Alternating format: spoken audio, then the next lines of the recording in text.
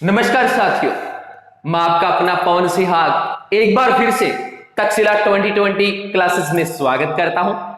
आज का हमारा जो कंटेंट रहने वाला है वो रहने वाला है फंडामेंटल राइट्स, यानी कि मौलिक अधिकार। देखिए, किसी भी देश के नागरिक के लिए उसकी सबसे बड़ी चीज होती है वहां से मिलने वाले मौलिक अधिकार। मतलब कोई भी देश की सरकार अपने नागरिकों को कितने अधिकार दे रही है, कितनी स्वतंत्रता दे रही है और कितनी सुख सुविधा मुहैया करवा पा रही है। क्या उस नागरिक का उस देश में शोषण होगा या वो एक गौरवपूर्वक जिंदगी जी पाएगा? तो इन चीजों को जानने के लिए पढ़े जाते हैं उस देश के फंडामेंटल राइट्स, यानी कि मौलिक अधिकार। देखिए, आज से हम पॉलिटिकल को शुरू कर रहे हैं, यानी भारत की राजनीति को शुरू कर रहे हैं। तो भारत की राजनीति का जो सारी रूपरेखा निर्धारित होती है वो होती है भारतीय संविधान के अनुसार, कि भारतीय संविधान क्या बात बोलता है। भारत का संविधान दुनिया का सबसे बड़ा लिखित कानून है और उनके अंदर जो अहम भूमिका रखता है वो रखता है यहां का मौलिक अधिकार।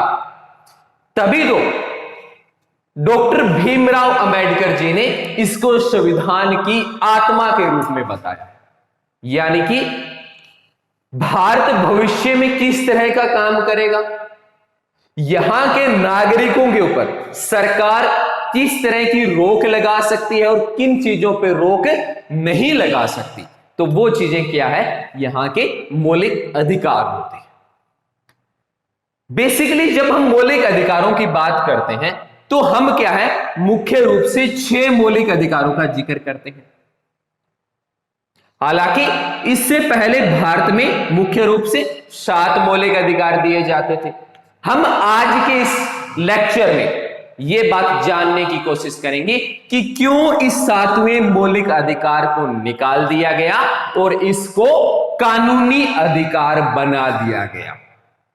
आज हम जानेंगे इस प्लेटफॉर्म पे कि भारत के अंदर क्या मौलिक अधिकार सिर्फ भारतीयों को मिलते हैं या जो विदेश से आए हुए लोग हैं। विदेश से आए हुए लोगों का मतलब यहां पे किसी तरह की शिक्षा ग्रहण करने आया है या यहां किसी दूतावास में काम कर रहा है, किसी दूसरी सरकारी या प्राइवेट कंपनी में काम कर रहा है, या वो यहां भ्रमण करने के लिए आया है।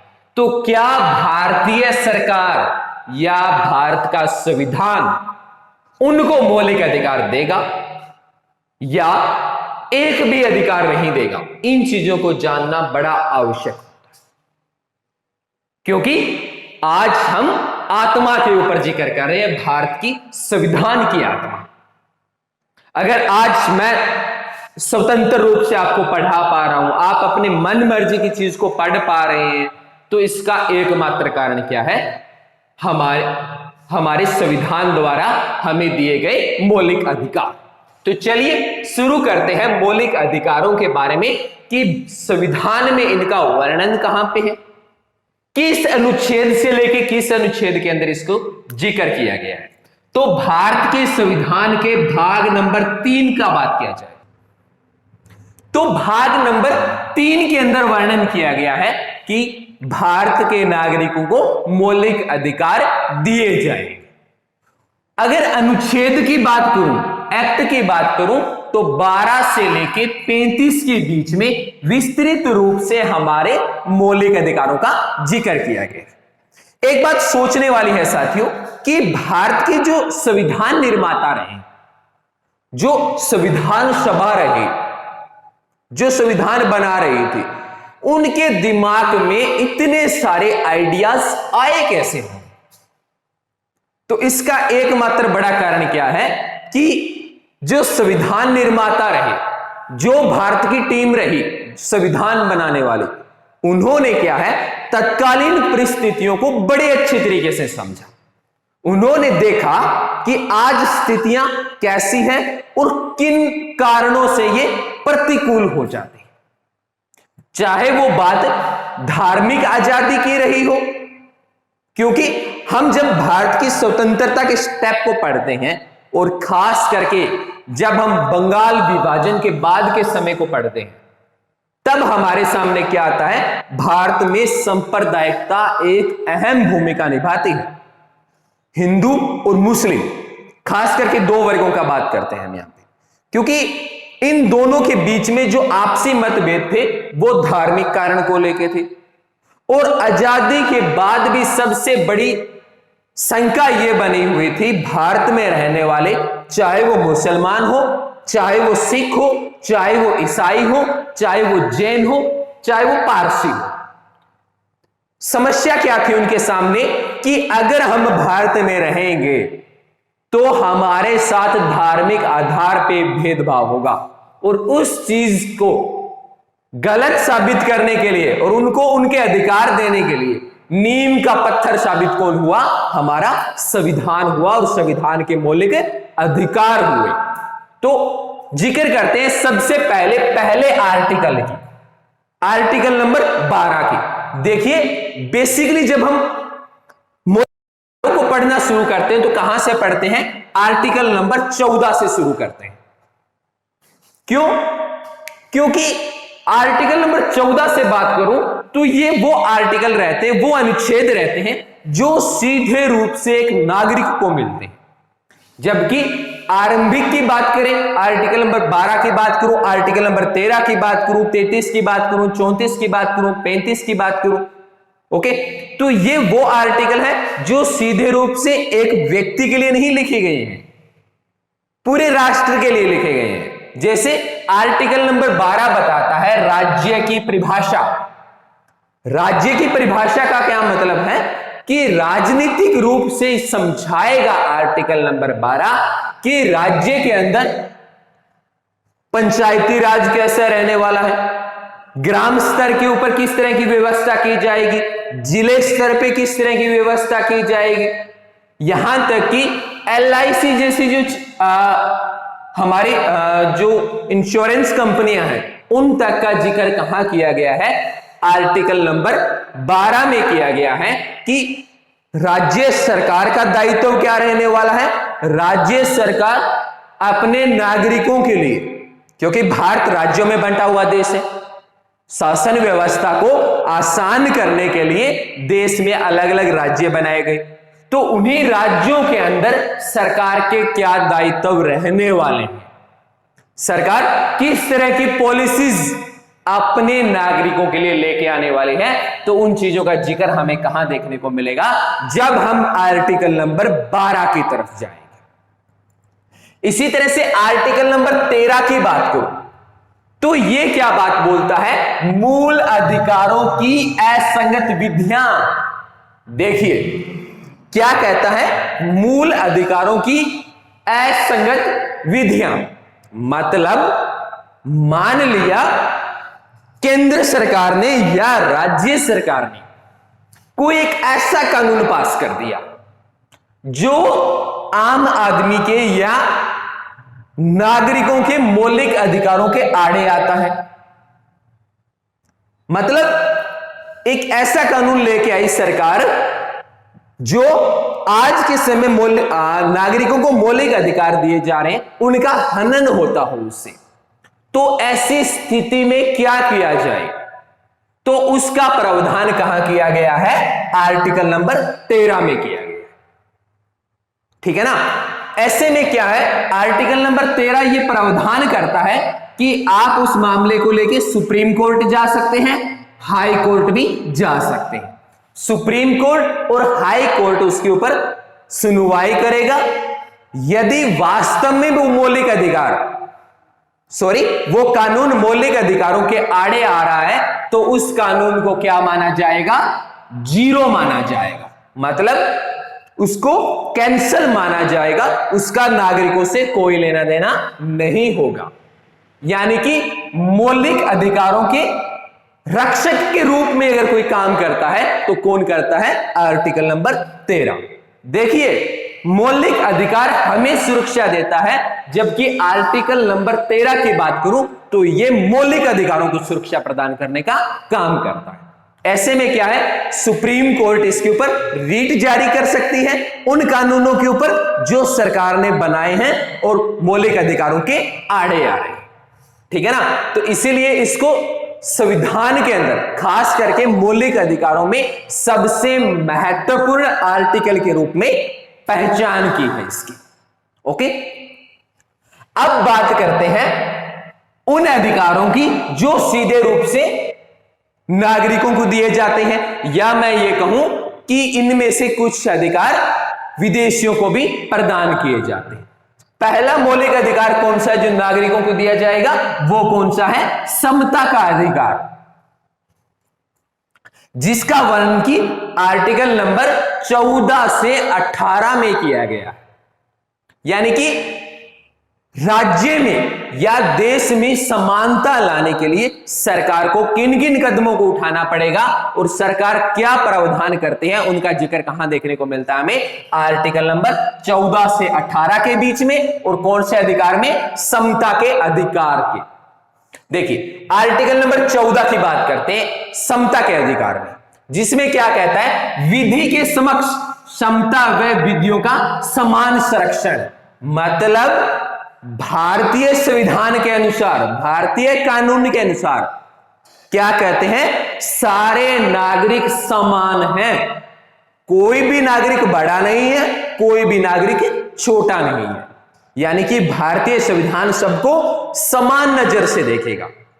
यदि कोई क्राइम, जैसे मान के चलते कोई अपराध बड़ा व्यक्ति करता है, चाहे एक बिल्कुल छोटा या बिल्कुल गरीब आदमी करता है, तो जरूर वो संपत्ति के आधार पे बड़े छोटे हैं, पर कानून की नजर में वो दोनों क्या माने जाएंगे, समान माने जाएंगे। जिस सजा का अधिकारी अमीर व्यक्ति है, उसी सजा का अधिकारी गरीब व्यक्ति रहेगा, यदि दोनों ने समान अपराध किया हो। किसी भी व्यक्ति के साथ उसके जाति, उसके धर्म के आधार के ऊपर भी भेदभाव नहीं किया जाएगा कि ये इंसान बड़ा है या ये इंसान छोटा है।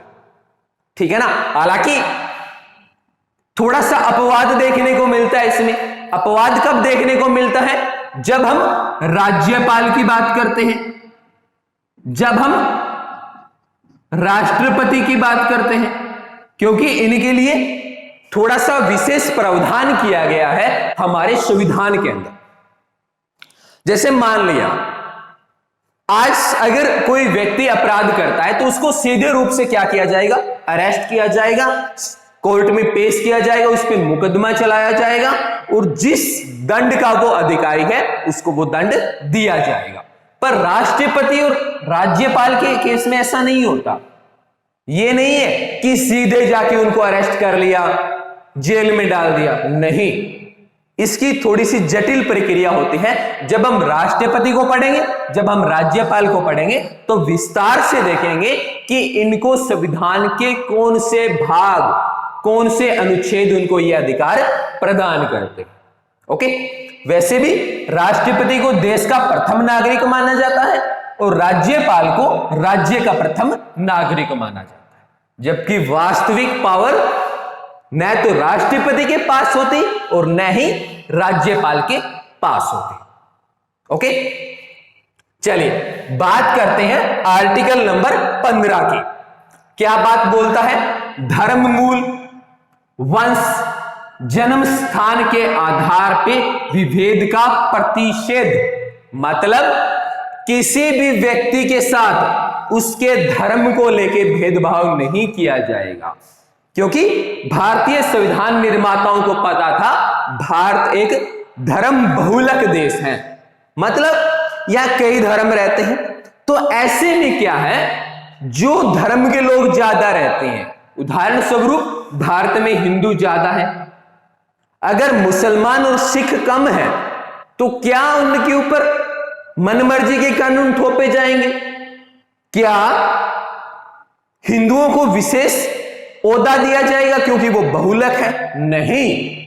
इस चीज को रोकने के लिए क्या बनाया गया था, हमारे यही मौलिक अधिकार बनाए गए, जिनमें कहा गया आर्टिकल नंबर 15 में कि सरकार किसी भी व्यक्ति के साथ धर्म के आधार पे, उसके वंश के आधार पे, मतलब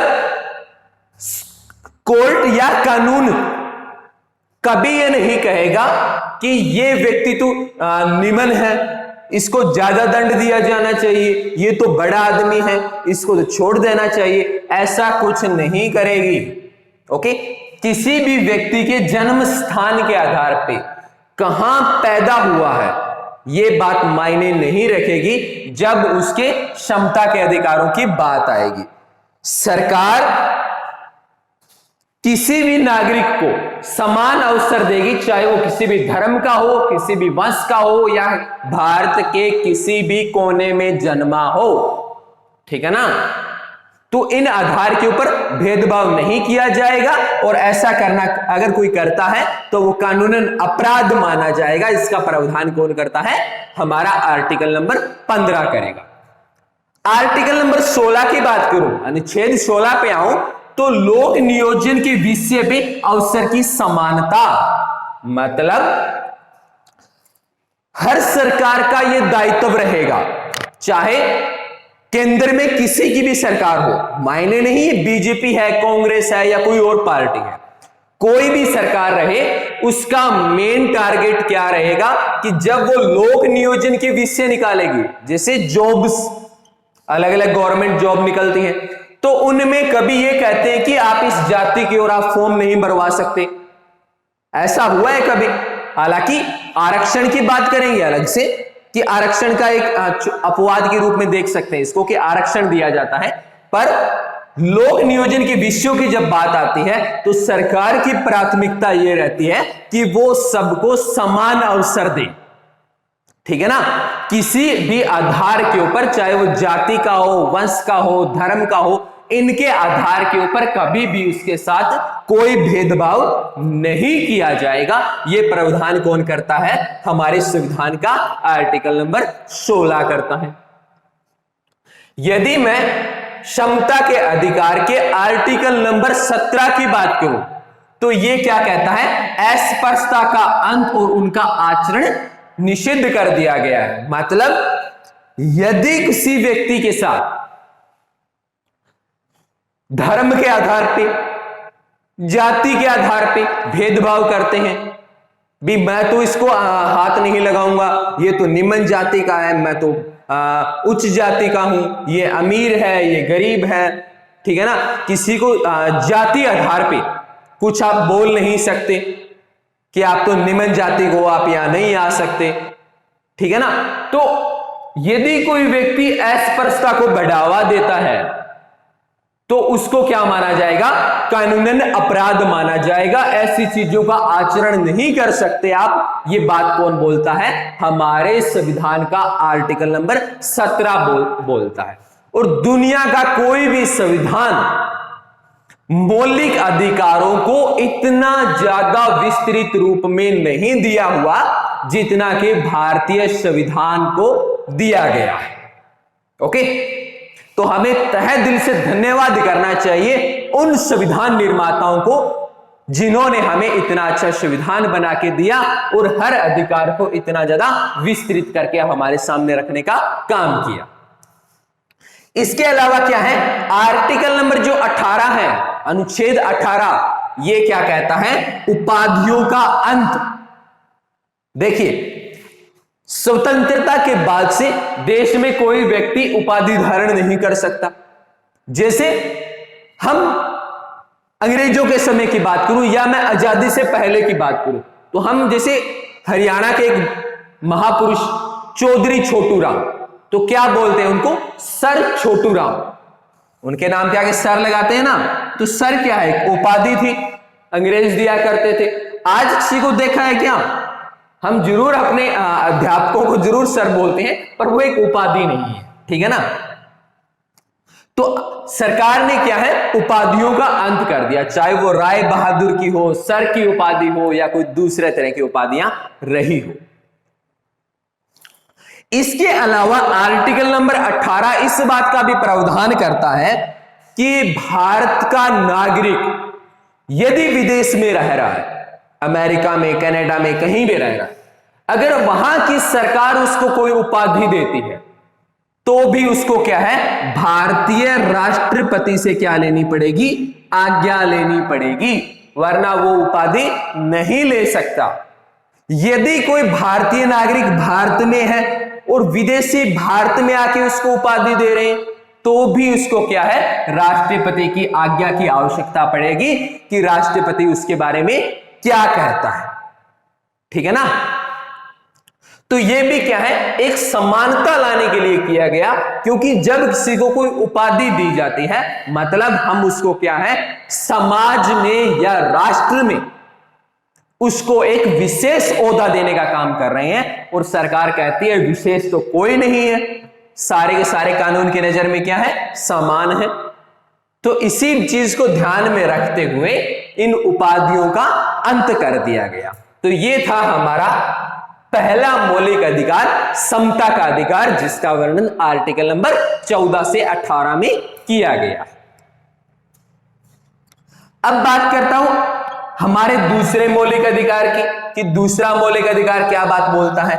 तो यह है स्वतंत्रता का अधिकार, जिसका वर्णन कहां किया गया है, आर्टिकल नंबर 19 से लेके 22 में इसका वर्णन देखने को मिलता है। क्या बात बोलता है हमारा स्वतंत्रता का अधिकार, यह अहम भूमिका निभाता है। ठीक है ना। देखिए आर्टिकल नंबर 19 की बात करें तो यह हमें 6 तरह के अधिकारों की बात करता है। क्या कहता है कि भारतीय नागरिकों को मुख्यतः ये 6 अधिकार दिए जाएंगे। वो 6 अधिकार कौन से रहने वाले हैं। सबसे पहले है वाक, मतलब आपको बोलने की आजादी देता है। आप भारत में कहीं भी जाइए, आप अपनी विचारधारा को दुनिया के सामने रखिए, दुनिया की कोई ताकत या भारत का कोई भी व्यक्ति आपको ऐसा करने से नहीं रोक सकता। पर कंडीशन है साथियों, क्या है कि आप किसी ऐसी बात को नहीं बोल सकते जो देश की अखंडता के लिए खतरा पैदा कर दे। ठीक है ना। आप किसी के साथ अभद्र भाषा का प्रयोग नहीं कर सकते। अब आप किसी को जाके गालियां निकालने लग जाओ और वो पुलिस में जाए तो हम कहें ये तो हमें मौलिक अधिकार है क्योंकि मैं बोल सकता हूं, पर राष्ट्र की अखंडता या किसी के सम्मान को ठेस नहीं पहुंचनी चाहिए। ठीक है ना। वो देश के लिए खतरा साबित नहीं होनी चाहिए। आप ऐसे शब्दों को बोल सकते हैं, आपको बोलने का हमारा संविधान पूर्ण अधिकार देता है। जैसे अभी मैं आपके सामने बोल रहा हूं तो यह अधिकार मुझे कौन देता है, हमारे भारत का जो मौलिक अधिकार या फंडामेंटल राइट्स है वो। आप सम्मेलन करने का अधिकार है, मतलब आप कोई सभा को कर सकते हैं, आप बड़े कार्यक्रम का आयोजन कर सकते हैं, ऐसा करने से आपको कोई नहीं रोक सकता। पर वो कार्यक्रम भी क्या होना चाहिए, उस पे भी कुछ लिमिटेशन होते हैं, कुछ बाउंड्रीज होती हैं। आप कोई ऐसा सम्मेलन नहीं करेंगे जो देश को नुकसान पहुंचा दे, सुरक्षा के लिए खतरा पैदा हो। ठीक है ना। अभी जैसे कोरोना काल चल रहा था, अब आप कह देते मुझे तो एक बड़ा सम्मेलन करना है क्योंकि ये मेरा मौलिक अधिकार है, तो वहां कर सकते थे क्या भाई, जो गली से बाहर निकले थे, घर से बाहर, उनसे पूछ लेना। ठीक है ना, डिटेल में बता देंगे क्योंकि उस वक्त देश की सुरक्षा का सवाल था। ओके। आपको संघ बनाने की आज्ञा है, आप संघ बनाइए। ठीक है ना। किसी भी तरह के आप ग्रुप को बना सकते हैं, पर वो भी ग्रुप कंडीशन सेम रहेगी कि देश की सुरक्षा के लिए खतरा नहीं होना चाहिए, किसी व्यक्ति को उससे ठेस नहीं पहुंचनी चाहिए। अब आप कह दो जी हमने तो एक आतंकवादियों का ग्रुप बना लिया, आपने तो कहा था आपको संघ बनाने की आज्ञा है, तो ये तो हमारा संघ है और हमारा मौलिक अधिकार है। नहीं भाई, ऐसा कुछ नहीं है। ठीक है ना। आप संचरण करने की आजादी है, आप देश में कहीं भी आ जा सकते हैं। ठीक है ना। आपको कोई ये रोकता है कि आपको भी फलाने राज्य में नहीं जाना, उस जिले में नहीं जाना। ठीक है ना। आपको हमारा मौलिक अधिकार पूर्ण स्वतंत्रता देता है कि आप कहीं भी आ जा सकते हैं। पर इसका मतलब ये नहीं है कि संसद का काल स्तर चल रहा है और आप जाके बीच में बैठ जाओ, जी मैं तो यहां बैठूंगा, मुझे तो मौलिक अधिकार है कि मैं कहीं भी आ जा सकता हूं, तो आप ऐसी जगह नहीं आ जा सकते। ठीक है ना। आपको निवास करने की आज्ञा, भारत के किसी भी राज्य में जाइए, आप वहां जाके रहिए, आपको ऐसा करने से कोई नहीं रोक सकता। कभी आके पुलिस वालों ने यह कहा है या किसी ने यह कहा है कि आप इस राज्य में नहीं रह सकते। भाई आप जाइए, जहां आपका मन करता है वहां निवास करिए, आपको निवास करने की आज्ञा है। ठीक है ना। कारोबार, आप जो चाहें वो कारोबार कर सकते हैं, पर कंडीशन यहां ज्यादा लगती है। ठीक है ना। कंडीशन ज्यादा क्यों लगती है? क्योंकि आजकल जिस तरह की सामाजिक बुराइयां बढ़ रही है, तो ये थोड़ा सा क्वेश्चन मार्क कर देगा। कहीं इसको गलत शब्दों में मत ले जाना। कारोबार मतलब ऐसा कारोबार कर सकते हो आप जिसमें लोक कल्याण हो, देश की उन्नति हो, किसी व्यक्ति को नुकसान न होता हो और राष्ट्र के लिए वो गौरव की बात भी हो। ऐसे कारोबार आप करिए, आपको करने से कोई नहीं रोकने वाला। ठीक है ना। ऐसा नहीं है कि आपको कारोबार की आजादी दे दी, लो जी मैं तो आज से बाजार में जाऊंगा और पिस्तौल की रेडी लगाऊंगा, पिस्तौल बेचूंगा वहां पे, या मैं वहां पे ड्रग्स बेचूंगा। अब कहेंगे जी वो तो कारोबार है हमारा, आपने तो कहा था कारोबार करना आपका मौलिक अधिकार है हमारा, तो हम तो कारोबार करेंगे। पर नहीं, उसमें जो मैंने अभी बातें कही वो सारी की सारी इस पे लागू नहीं होती, तो आप ऐसे किसी भी कारोबार को नहीं कर सकते। ओके। बात करें आर्टिकल नंबर 20 की, स्वतंत्रता का आर्टिकल नंबर 20 हमें क्या बात बोलता है? अपराधों के लिए, दोष सिद्धि के लिए संबंध में संरक्षण। मतलब भारतीय संविधान यह प्रावधान करता है आपके लिए कि यदि किसी व्यक्ति को दोषी करार दिया गया है तो वो अपने बचाव में क्या कर सकता है? क्या कर सकता है? वो सबसे पहले अगर उसको अरेस्ट किया जाएगा तो उसे उसके गिरफ्तार करने का कारण बताना पड़ेगा कि आपको किस कारणवश गिरफ्तार किया जा रहा है। फिर उसको मजिस्ट्रेट के सामने पेश करना होगा। बिना मजिस्ट्रेट की आज्ञा को आप उसको जेल में नहीं डाल सकते लंबे समय के लिए। ठीक है ना। उसको अपने मन पसंद के वकील के पास जाने की आज्ञा है, जैसे चाहे, जिस वकील से चाहे वो अपने केस के मुकदमे की सुनवाई करवा सकता है। तो इन चीजों का प्रावधान कौन करता है? हमारा आर्टिकल नंबर 20 करता है। यदि मैं आर्टिकल नंबर 21 की बात करूं तो यह क्या कहता है? प्राण व दैहिक स्वतंत्रता का अधिकार। मतलब पानी देना सर। ये क्या है? हमें प्राण और दैहिक स्वतंत्रता की बात करता है। मतलब हर व्यक्ति को अपने प्राणों की रक्षा करने का अधिकार है। ठीक है ना। आगे बात करते हैं आर्टिकल नंबर 22। आर्टिकल नंबर 22 क्या कहता है? निरोध व गिरफ्तारी से संरक्षण। मतलब यदि किसी व्यक्ति को गिरफ्तार कर लिया गया है तब हमारा मौलिक अधिकार हमें किस तरह से सुरक्षा देगा? ठीक है ना। याद करिए 1919 का रोल्ट एक्ट क्या बात बोलता था?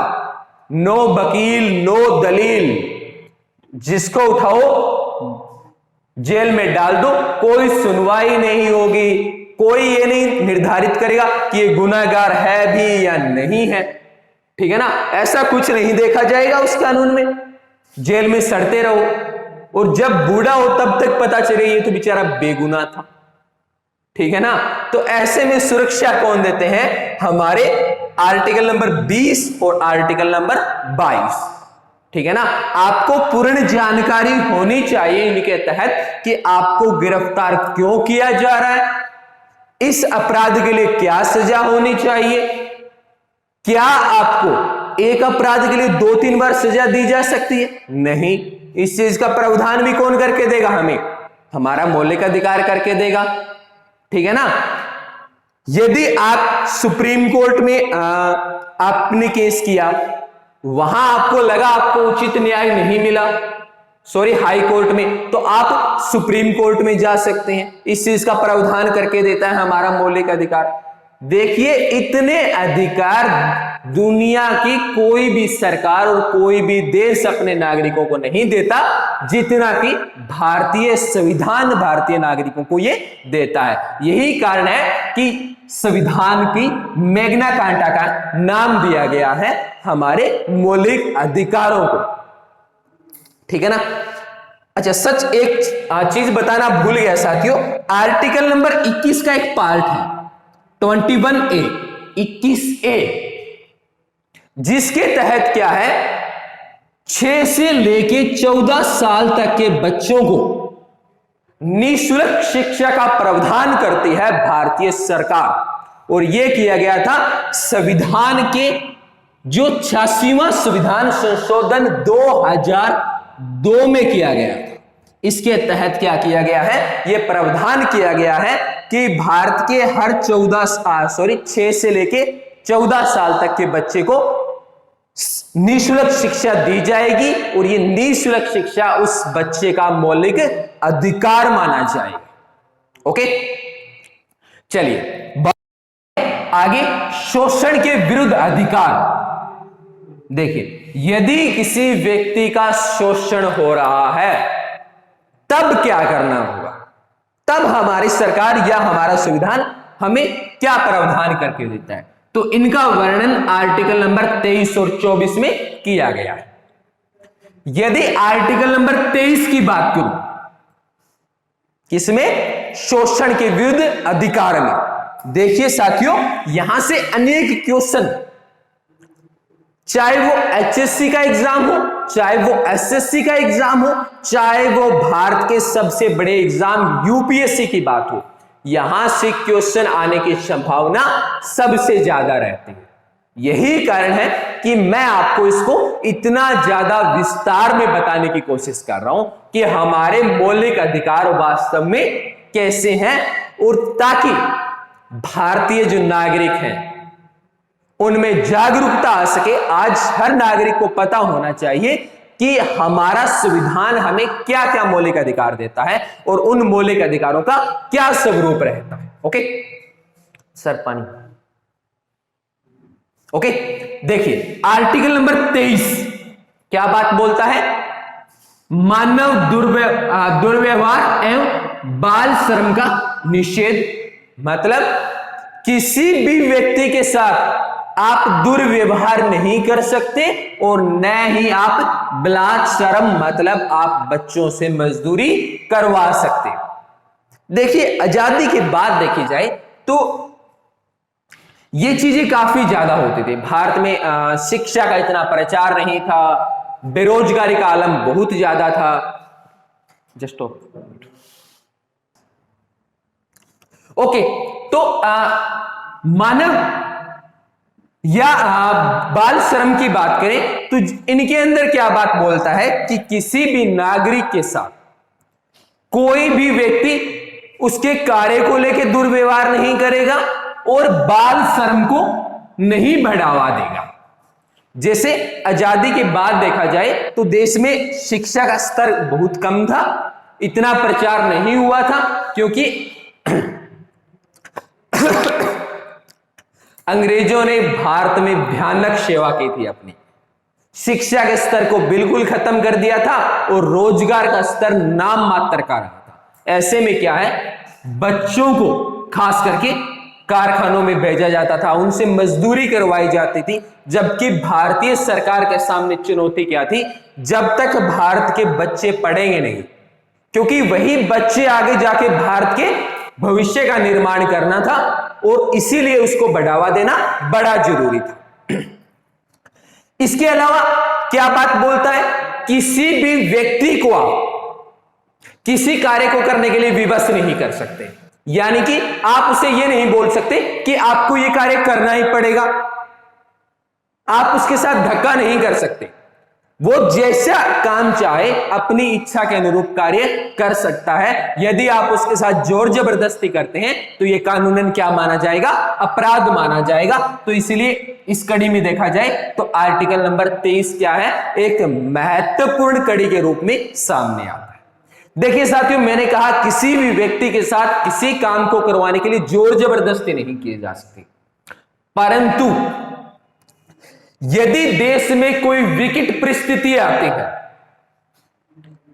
कोई गृह युद्ध छिड़ जाता है या कोई विदेशी आक्रमण भारत पे होता है, तब हमारा संविधान क्या बात बोलता है कि भारतीय नागरिकों का यह कर्तव्य बनता है कि वो भारत के अंदर हमारी चाहे सैन्य सहायता हो या किसी दूसरी सहायता हो, किसी भी व्यक्ति से ली जा सकती है, ये सेवाएं उसे देनी पड़ेगी।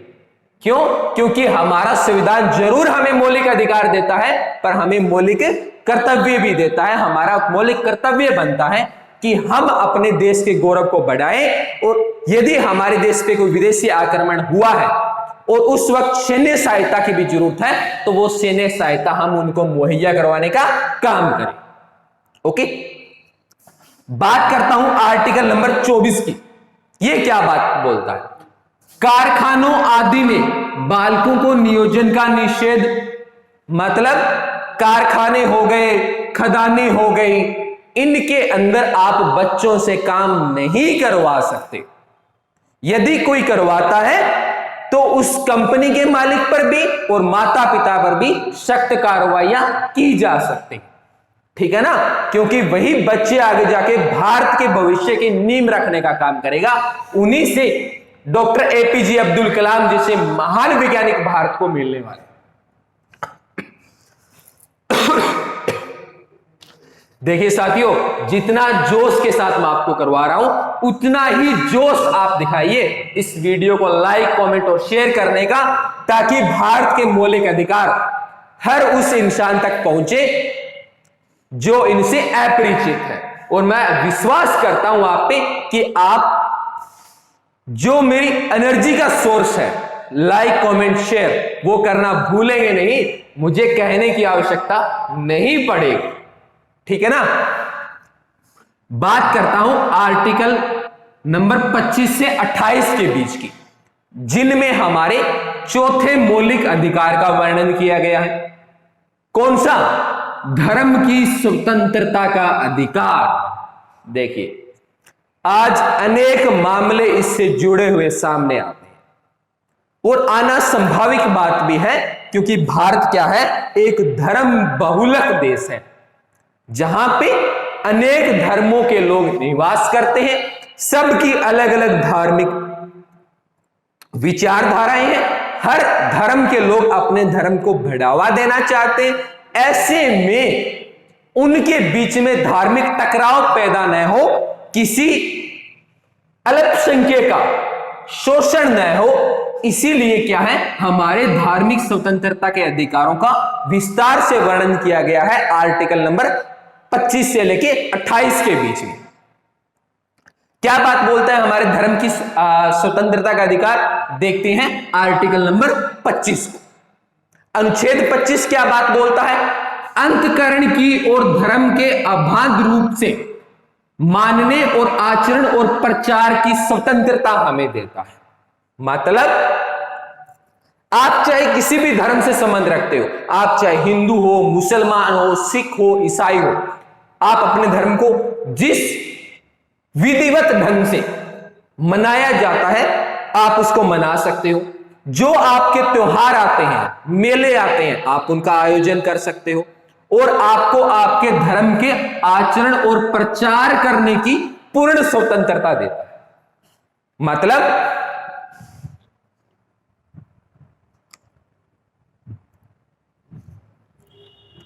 माफी चाहूंगा, थोड़ा सा गले में प्रॉब्लम हो रही थी, कि आपको प्रचार करने की पूर्ण आज्ञा देता है कि आप अपने धर्म का प्रचार कर सकते हैं, उसको बढ़ावा दे सकते हैं। और ऐसे में यदि आप अल्पसंख्यक है तो कोई बहुसंख्यक आपका शोषण नहीं कर सकता, और करता है तो ऐसे में सुप्रीम कोर्ट आपकी सुरक्षा की गारंटी देता है। देखिए, हमारे जितने मौलिक अधिकार हैं उनको सुप्रीम कोर्ट द्वारा सुरक्षा प्रदान की जाती है। इनकी गारंटी देने का काम कौन करता है? सुप्रीम कोर्ट करता है। ये क्वेश्चन आया हुआ है मित्रों कि हमारे मौलिक अधिकारों की गारंटी कौन देता है, तो सुप्रीम कोर्ट हमारे मौलिक अधिकारों को गारंटी देने का काम करता है। आर्टिकल नंबर 26 की बात कर ले, धार्मिक कार्यों के प्रबंधन की स्वतंत्रता, मतलब जो भी कार्यक्रम आपके धर्म के अनुरूप आते हैं, जैसे कई धर्मों के अंदर जुलूस निकालने की प्रथा होती है, यात्राएं करने की प्रथा होती है, मेले आयोजित करने की प्रथाएं होती है, एक सामूहिक रूप से स्नान की भी प्रथा होती है, जैसे हिंदू धर्म के अंदर कुंभ का स्नान आता है। तो आप इन कार्यों का आयोजन कर सकते हैं, उनका प्रबंधन कर सकते हैं। ऐसा करने से आपको कोई नहीं रोक सकता। और तत्कालीन उदाहरण आपके सामने राम मंदिर रहेगा इसका। ओके, आर्टिकल नंबर 27, धर्म की अभिवृद्धि के लिए करों का सदाई से स्वतंत्रता, मतलब आप अपने धर्म को बढ़ावा देने के लिए, धार्मिक जागरूकता लाने के लिए आप किसी भी तरह का डोनेशन इकट्ठा कर सकते हैं, पर वो डोनेशन आप धक्के से किसी से नहीं ले सकते। अगर ऐसा किया जाता है तो कानूनन अपराध माना जाएगा। आप अपनी इच्छा से जैसा कर चाहे, जैसा डोनेशन चाहे आप उनको दे सकते हो। हमारे सामने उदाहरण के रूप में हम कितने मंदिरों में जाते हैं, मस्जिदों में जाते हैं, गुरुद्वारों में जाते हैं, हम अपनी इच्छा से वहां पे कुछ ना कुछ डोनेट जरूर करके आते हैं, क्योंकि हमें पता है वो धन हमारी धर्म की अभिवृद्धि की वृद्धि के लिए उसका प्रयोग किया जाएगा। इसके तहत हमने देखा अनेक गुरुकुलों का आयोजन होता है, अनेक वृद्धाश्रमों का आयोजन होता है, अनेक तरह के अनाथ आश्रम बनाए जाते हैं, या मदरसों की बात करें तो मदरसों का आयोजन किया जाता है या उनकी स्थापना की जाती है। आर्टिकल नंबर 28, धार्मिक शिक्षा में उपस्थिति होने से स्वतंत्रता, मतलब आप जिस भी धार्मिक जहां शिक्षा दी जा रही हो धर्म की, आप अगर आपका मन है तो आप उनमें उपस्थित हो सकते हैं। आपको वहां जाने से कोई नहीं रोक सकता, ठीक है ना। यदि कहीं पर जैसे मान लिया मैंने गुरु ग्रंथ साहिब पढ़ा जा रहा है, आप वहां जाके बैठ जाइए, आप उसको सुनिए, या रामायण जी का पाठ चल रहा है आप उसको सुनिए। आपको ऐसा करने से कोई नहीं रोक सकता, क्योंकि आपको आपका धर्म जानने की पूर्ण छूट देता है या पूर्ण आजादी प्रदान करता है हमारे धार्मिक मौलिक अधिकार, ठीक है ना। यदि कोई आपके साथ आपके धर्म को लेकर जोर जबरदस्ती करता है तो आप सीधे रूप से कोर्ट में जा सकते हैं, कोर्ट उसकी सही रूप से सुनवाई करेगा और आपको उचित न्याय देने की व्यवस्था करने का काम करेगा। एक मुद्दे की तरफ ध्यान लेके जाना चाहूंगा। आज जैसे धर्म परिवर्तन काफी स्तर तक बढ़ रहा है, अनेक तरह के मामले सामने आ रहे हैं। यदि आप अपनी इच्छा से धर्म परिवर्तन करना चाहें तो आप कर सकते हैं, ऐसा करने से आपको कोई नहीं रोक सकता। आपको लगता है कि आप इस धर्म में सुरक्षित नहीं है, आप ये धर्म नहीं रखना चाहते, आपको इनकी मान्यताएं ठीक नहीं लगती, आप दूसरा धर्म भी धारण कर सकते हैं। यदि कोई व्यक्ति आपसे धक्के से अगर धर्म परिवर्तन करवा रहा है तब वो क्या माना जाएगा? कानूनन अपराध माना जाएगा, क्योंकि वो आपके चौथे मौलिक अधिकार का हनन माना जाएगा, ठीक है ना। तो ऐसे में आप क्या है, सुप्रीम कोर्ट का दरवाजा खटखटा सकते हैं और सुप्रीम कोर्ट आपको उचित न्याय की व्यवस्था करने का काम करेगा, ठीक है ना। ओके, अब बात करते हैं हमारे 5वें मौलिक अधिकार की, जो क्या बात कहता है, क्या बात बोलता है? संस्कृति और शिक्षा संबंधी अधिकार, मतलब आपको आपकी संस्कृति से संबंधित सरकार क्या बात बोलती है, संविधान क्या बात बोलता है, और शिक्षा से संबंधी आपको हमारा संविधान क्या बात बोलता है। तो संस्कृति और शिक्षा को भी क्या है, हमारे संविधान निर्माताओं ने एक महत्वपूर्ण कड़ी के रूप में लिया और इसको मौलिक अधिकार के रूप में देने का काम किया और वर्णन कर दिया आर्टिकल नंबर 29 से लेकर 30 के बीच में। क्या बात बोलता है आर्टिकल नंबर 29? अल्पसंख्यों के हितों का संरक्षण किया जाएगा। आज जो हम अनेक गवर्नमेंट जॉब में जो आरक्षण देखते हैं अल्पसंख्यों के आधार के ऊपर, तो वो किस एक्ट के तहत आता है? हमारे अनुच्छेद नंबर 29 के तहत आता है, जो हमारे सरकार के दायित्व के रूप में समझाती है कि आप अल्पसंख्यों के हितों का संरक्षण करेंगे, आप उनको समाज में उचित स्थान दिलवाने का काम करेंगे। सरकार को बताता है आर्टिकल नंबर 29 कि यदि कोई अल्पसंख्यक जाति, वर्ग, समुदाय, धर्म, उसको यह लगता है कि उनकी संख्या कम होने के कारण देश में वो सुरक्षित नहीं है, उनके साथ भेदभाव किया जा रहा है, तो वो न्याय के लिए सुप्रीम कोर्ट जा सकते हैं। ये प्रावधान कौन करके देगा? आपका आर्टिकल नंबर 29 आपके आड़े आए। ओके, आप बात कर लेते हैं आर्टिकल नंबर 30 की। शिक्षा संस्थानों की स्थापना कर सकते हो आप, उनका प्रशासन करने का अधिकार आपको देता है। आज जैसे बार बार मुद्दा उठता है कि मदरसों का आरंभ क्यों किया जाता है, क्यों बनाए जा रहे हैं, तो कारण क्या है कि आर्टिकल नंबर 30 जो क्या बात बोलता है, आप अपनी शिक्षा संस्थानें खोल सकते हैं और उनका अपने रूप से प्रशासन भी कर सकते हैं। ठीक है ना? हालांकि कई जगह अनेक ऐसे मामले देखने को मिले हैं जिनके प्राइवेट सेक्टर के अंदर गवर्नमेंट सेक्टर की बात मन नहीं करता, जहां पे जाति धर्म के आधार पे शिक्षा को लेकर भी कई बार भेदभाव देखा गया। ठीक है ना? तो ऐसे में क्या है, ये आर्टिकल नंबर 29 और 30 महत्वपूर्ण कड़ी के रूप में आता है, जो बताता है कि आपको आपकी संस्कृति बनाए रखने का अधिकार है, इससे आपको कोई वंचित नहीं कर सकता। और प्रत्येक बच्चे को, जिसकी आयु 6 साल से लेकर 14 साल तक के बीच की है, उसको मौलिक अधिकार के रूप में शिक्षा दी जाएगी और वो भी निःशुल्क दी जाएगी। और इसका कार्य आप हमारे गवर्नमेंट स्कूल्स में देख सकते हैं, जहां पे कोई फीस नहीं ली जाती, नाम मात्र में उनको निःशुल्क शिक्षा देने का काम करते हैं। ठीक है ना? बात कर लेता हूं आर्टिकल नंबर 31 की। क्या बात बोल रहा है? देखिए, हमारे जो 7 मौलिक अधिकार थे, उनमें से एक अधिकार हुआ करता था संपत्ति का अधिकार, और बाद में इसको निकाल दिया गया मौलिक अधिकारों से। जब 44वां संविधान संशोधन हुआ, तब भाग नंबर 12 में और अनुच्छेद नंबर 300A में जोड़ दिया गया और इसको क्या बना दिया गया? हमारा कानूनन अधिकार बना दिया गया। उससे पहले क्या है, हमारी संपत्ति हमारा मौलिक अधिकार माना जाता,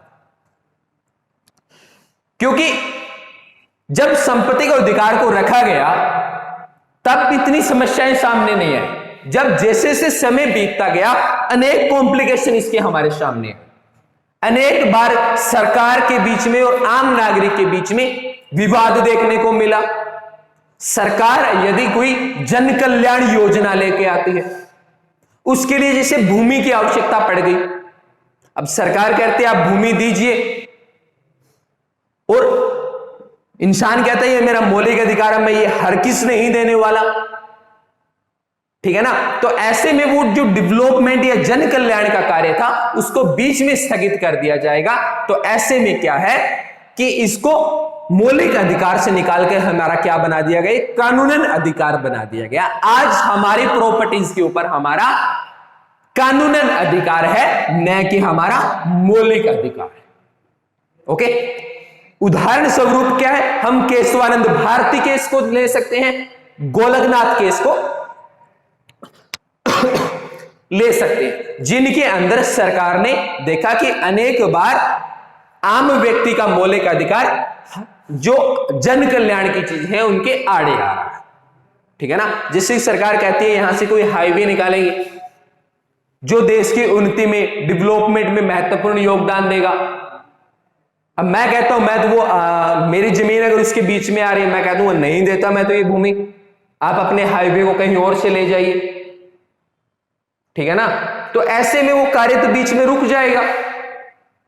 तो ऐसे में सरकार ने क्या काम किया, संपत्ति के अधिकार को मौलिक अधिकारों से निकाल दिया और किस में जोड़ दिया, हमारे कानूनन अधिकार में जोड़ने का काम किया। अब बात कर लेते हैं हमारे छठे मौलिक अधिकार की, जिसका वर्णन आर्टिकल नंबर 32 में किया गया है।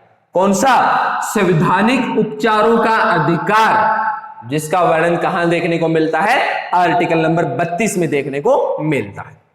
इसमें क्या है, सरकार कई तरह की या सुप्रीम कोर्ट कई तरह की रीट जारी कर सकता है। किन चीज को लेके, बंदी को लेके परमादेश जारी कर सकती है, प्रतिषेध लेख जारी कर सकती है, उत्प्रेषण जारी कर सकती है और अधिकार प्रक्षालेख जारी कर सकती है। जैसे परमादेश की बात करें, सुप्रीम कोर्ट को लगता है या बड़े अधिकारियों को यह लगता है कि कोई निम्न स्तर का अधिकारी पूर्ण रूप से अपने कर्तव्य का पालन नहीं कर रहा है, वो सिर्फ आराम से अपने ऑफिस में बैठा सैलरी ले रहा है, तो ऐसे में क्या करेंगे, तो वो क्या करते हैं, परमादेश जारी कर सकते हैं कि आप अपने कार्य को करिए, ठीक है ना।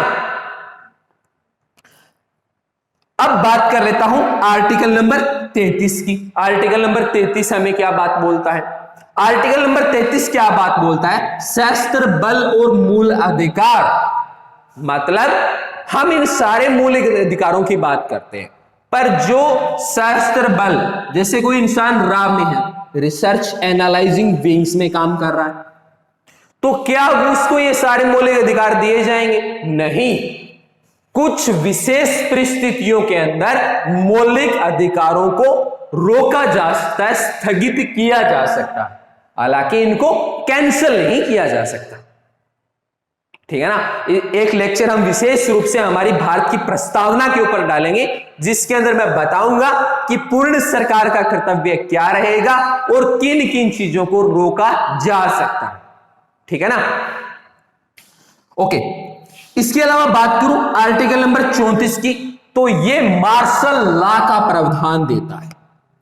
मार्शल लॉ के प्रावधान का मतलब क्या हुआ, मान लिया देश के अंदर किसी भी कारणवश गृह युद्ध की स्थिति पैदा हो गई और देश में क्या है, सैनिक शासन लग गया। मार्शल लॉ का मतलब सैनिक शासन लग जाना।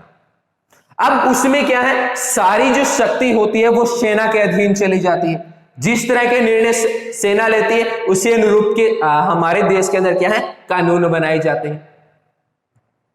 तो ऐसे में क्या है, मौलिक अधिकारों को रोका जा सकता है, ठीक है ना। आप उस स्थिति में नहीं कह सकते कि मैं कहीं भी जाने जाने की मेरे को आज्ञा है, मुझे कुछ भी बोलने की आज्ञा है, मुझे संगठन बनाने की आज्ञा है।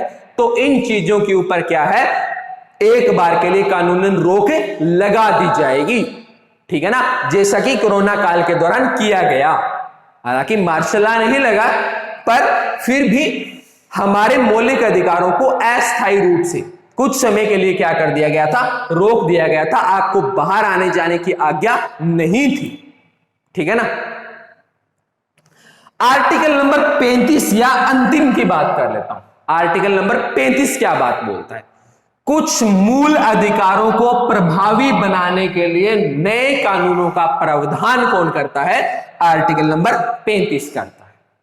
देखिए साथियों, यदि सरकार को लगता है, हमारी संसद को ऐसा लगता है, यानी लोकसभा, राज्यसभा, सुप्रीम कोर्ट को ऐसा लगता है कि इन सारे मौलिक अधिकारों को प्रभावी बनाए रखने के लिए कुछ नए तरह के कानूनों की आवश्यकता है, तो ऐसे में क्या है, सरकार को पूर्ण आजादी है कि वो नए तरह के कानूनों का प्रावधान कर सकती है, नए तरह के कानून बना सकती है, ठीक है ना।